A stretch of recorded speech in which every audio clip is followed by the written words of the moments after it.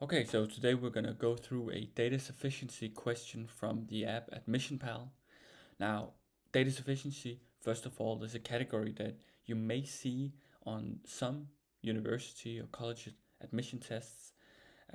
It's a category that tests your logical thinking, your analytical reasoning, and sometimes even your math skills. So let's dive into it. Let's see. Below you see a question and two statements, 1 and 2, and it's these two. Based on the data from the statements, you have to decide whether it's sufficient to answer the question, which is this one. Choose from one of the 5 answer options below. So let's see what the question is.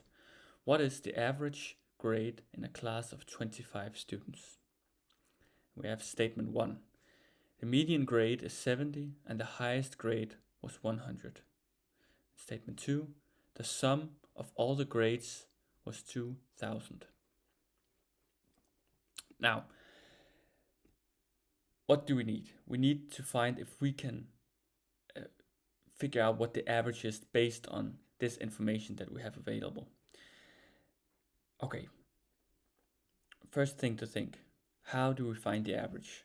Now, if you remember from math, the average is the sum of all numbers divided by the number of values. So we know the number of values. That's 25. There's 25 students.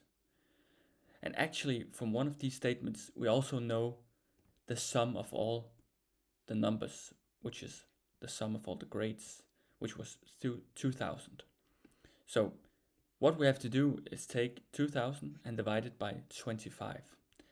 Now we don't have to do it because, remember, data sufficiency, it's only about finding out which statement or statements we need. So we don't actually have to calculate anything. But we can calculate the average with statement number 2 alone. So therefore,